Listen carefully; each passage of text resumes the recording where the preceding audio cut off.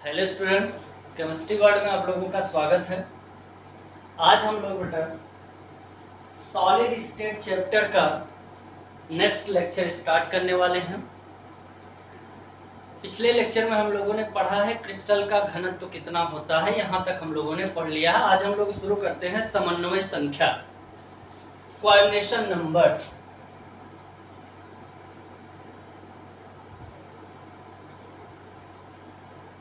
समन्वय संख्या, आज हम लोग समन्वय संख्या के बारे में पढ़ते हैं। इंग्लिश में इसे कहते हैं कोऑर्डिनेशन नंबर। देखते हैं बेटा कि समन्वय संख्या होती क्या है। जैसे बात करें कि कोई भी क्रिस्टल हो अपने पास, वो क्रिस्टल बेटा हमें पता है कि तीन चीजों से मिलकर के बना है। हो सकता है उसके घटक कण आयन हो, या हो सकता है उसके घटक कण अणु हो, या हो सकता है उसके घटक कण परमाणु हो। मान लेते हैं कोई एक परमाणु है, आपको पता है बेटा परमाणु गोलाकार होता है, और उन परमाणुओं को हम कुछ इस प्रकार से व्यवस्थित कर दें, एक सीधी रेखा में उन परमाणुओं को एकदम पास पास सटा करके रख देते हैं। तो किसी भी परमाणु के बारे में बात करें, अगर इस परमाणु की बात करें बेटा ए की, तो ये जो कैपिटल ए है, इसके आसपास ऐसे कितने परमाणु हैं जिससे ये कैपिटल ए डायरेक्टली टच कर रहा है। तो एक परमाणु बेटा इसके बाएं हाथ पे है और एक परमाणु इसके दाहिने हाथ पे है, यानी इसकी समन्वय संख्या कितनी हो जाएगी? 2। यानी किसी भी क्रिस्टल जालक में उपस्थित कोई भी कण अपने आसपास के जितने कणों से घिरा होता है, वही उसकी क्या कहलाती है? समन्वय संख्या कहलाती है। यानी थ्योरी अगर हम लिखना चाहें तो हम लिख सकते हैं, किसी क्रिस्टल जालक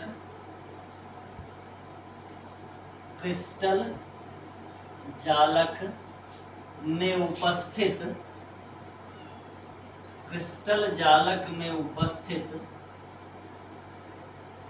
कोई भी कण अपने आसपास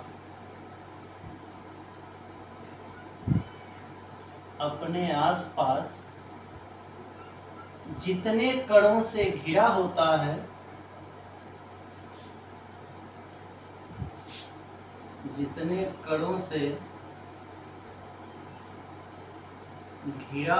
है,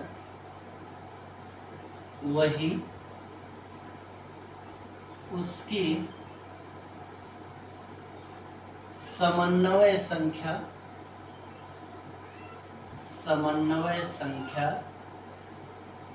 कहलाती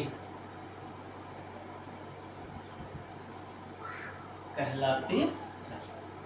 आसपास अपने जितने कणों से घिरा होगा, वही उसकी क्या कहलाएगी? समन्वय संख्या।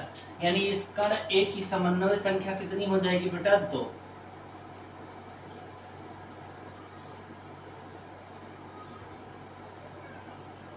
इसकी समन्वय संख्या कितनी हो जाएगी? 2। नोट करो जल्दी से।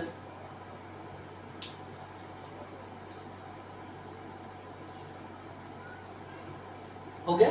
चलिए अब हम लोग पढ़ते हैं ठोसों में समृद्ध संकुलन।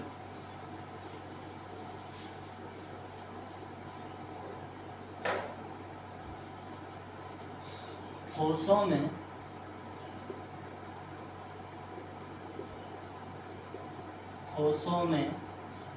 समृद्ध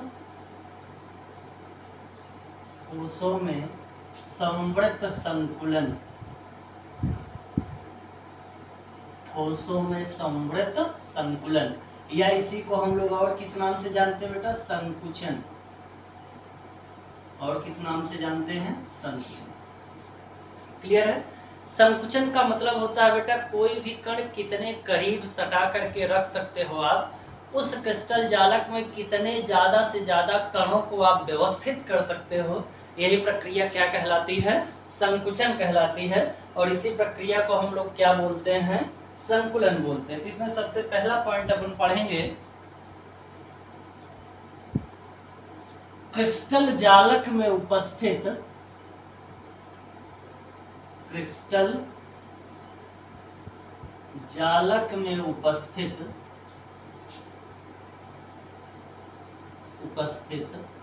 घटक कणों का संकुलन। घटक कणों का संकुलन, या फिर संकुलन को और किस नाम से जानते हैं, संकुचन से। किसी भी क्रिस्टल जालक में उपस्थित बेटा जो घटक कण हैं, वो चाहे अणु हो, वो चाहे परमाणु हो, वो चाहे क्या कहते हैं आयन हो, उसका संकुलन किस प्रकार से होगा, इन सारी चीजों के बारे में हम लोग पढ़ेंगे। और आपको पता है कि यह दो प्रकार का होता है। कितने प्रकार का होता है, दो प्रकार का। यह दो प्रकार का होता है। नंबर 1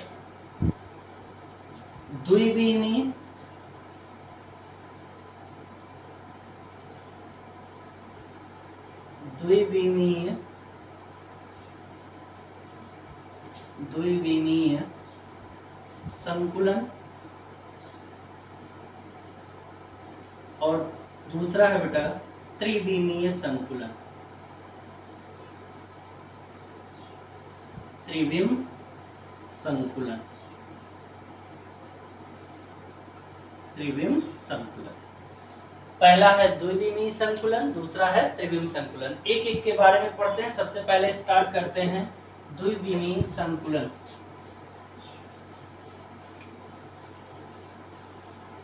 चलो सबसे पहले हम लोग स्टार्ट करते हैं द्विविम संकुलन। द्विविम संकुलन, द्विविम संकुलन। सबसे पहले ये जानते हैं बेटा कि द्विविम संकुलन होता क्या है। जब समान प्रकार के ठोस, जब समान प्रकार के ठोसों को, जब समान प्रकार के ठोसों को एक तल में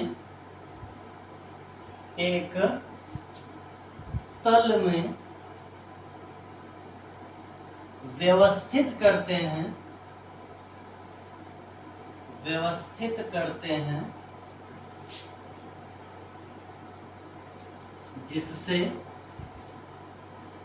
जिससे वह ठोस क्षैतिज अथवा ऊर्ध्व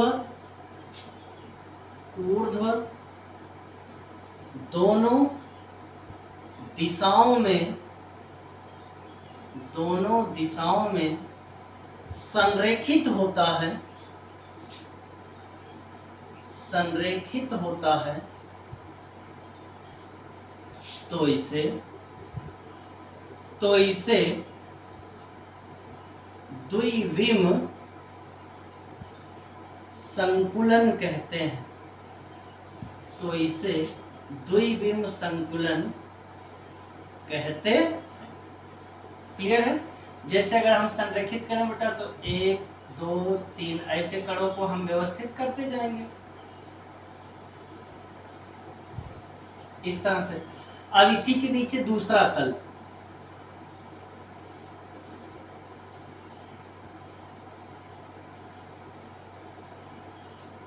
फिर इस तल के नीचे तीसरा तल।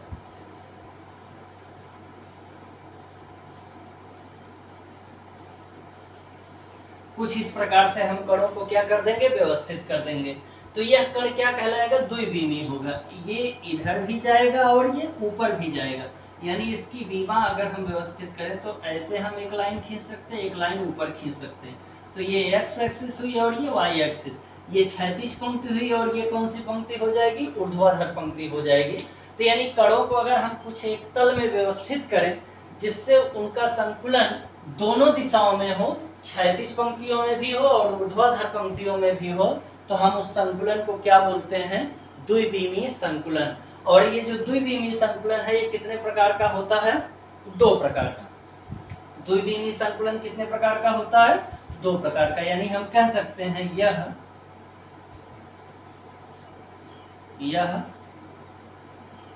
2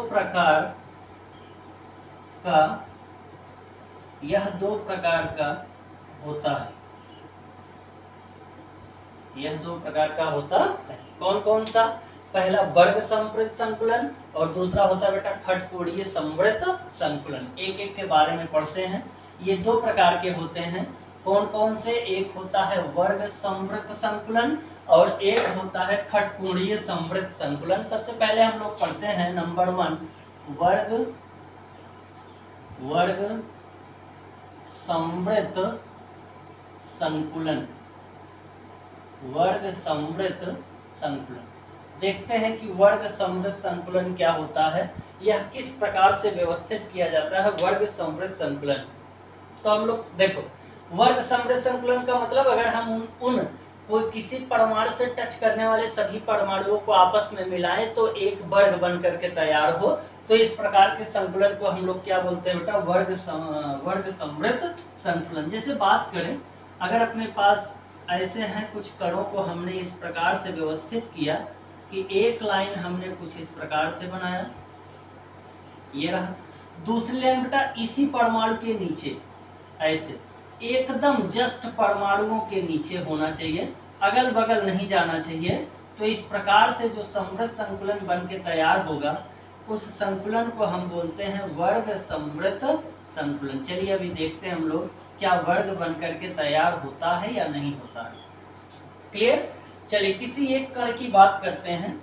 इस कण की बात करें बेटा, इस कण की, तो जरा ध्यान से देखो कि यह कण कितने कणों से टच है।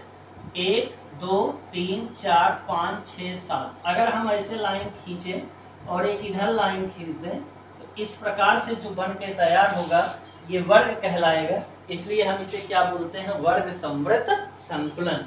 यानी हम कह सकते हैं कि इस प्रकार के संकुलन में कणों की कतारें इस प्रकार के संकुलन में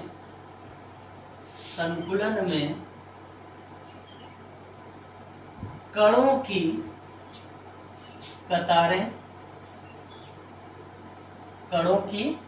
कतारें एक दूसरे से पार्श्व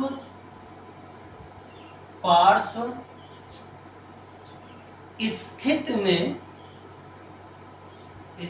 में व्यवस्थित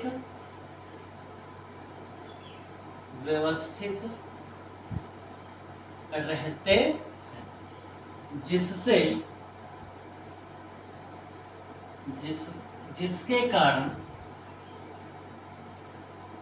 जिसके कारण अणु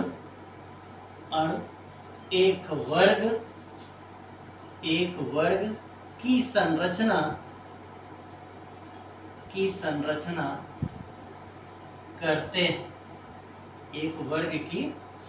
करते हैं। एक वर्ग की संरचना करते हैं। इसलिए इसे वर्ग समवृत्त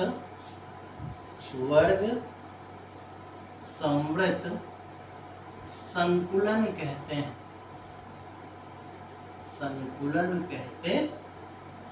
वर्ग समवृत्त संकुलन कहते हैं। क्लियर बेटा? हम लाइनों को इस प्रकार से व्यवस्थित करें कि कोई भी कण अगर मध्य का कण ले तो उसकी कोऑर्डिनेशन संख्या अर्थात जितने कणों से वो टच कर रहा है वो सभी कण किसका निर्माण